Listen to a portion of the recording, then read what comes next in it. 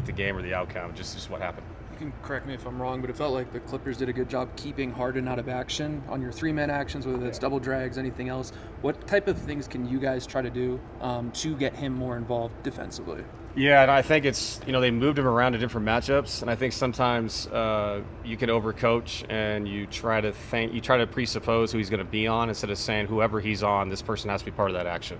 Whether it's splits or touch actions, catch and shoot plays, cross screens for Nikola, all those things. And James has great hands, and he's actually a very underrated post-up defender. But yeah, we have to get him involved. It's more so to affect him on the other end. It's not just get James Harden involved. It's, if he guards and he's handling the ball 80% of the time for them, hopefully you can wear him down a little bit if he's playing 40 minutes. Trends, sometimes a series can evolve and change and shift in ways that you don't really expect, but are there any trends that you think are going to continue to kind of stay the same that you've seen through the first couple?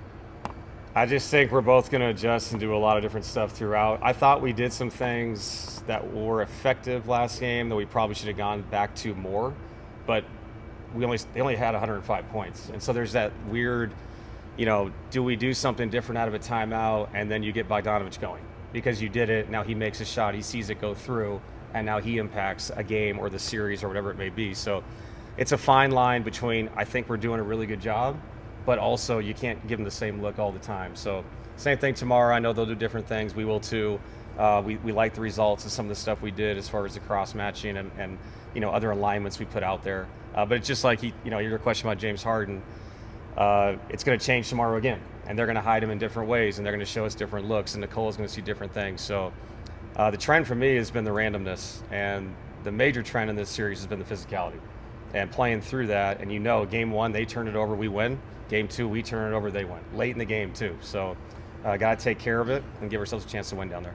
Yeah, you mentioned hostile crowd, and I asked Peyton as a SoCal kid, with it being really a Lakers town, them having their own building.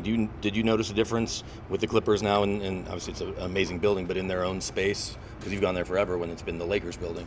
Yeah, two things stood out to me. One, they have the crowd at the end of towards our bench that it's like a high school crowd, which is actually really cool. And the other thing is they pump sound in that place. That place is so loud. It reminds me of Phoenix. We lost there a couple years ago in the second round, where you couldn't even hear each other talk to each other, at the timeouts with coaches. So that building is it's very loud, whether the crowd is cheering or not. So we have to be prepared for that. It is an amazing place, by the way. I'd love to go see a concert there. It's absolutely crazy. But no, we're excited to go down there and play. Did it have an impact on the free throw shooting in that game that you guys played there? I think it's like 10 for 19 or something. Yeah, I think it's different. You know what I mean? I think it's something that you kind of go back in the past, what you used to see in college, high school, that kind of stuff. So it's a cool thing. I don't know how long it'll survive, but it's a cool idea. And the old school NBA used to be like that in the smaller venues, like when I was growing up. So I actually think it's kind of sweet. I wish we could shoot one-on-ones too. That'd be awesome. And I'm half kidding with this question, but you finally lost a game. That kind of on your record. Did that change anything in your approach or anything at all? No. Because like I said, we could have lost game one too.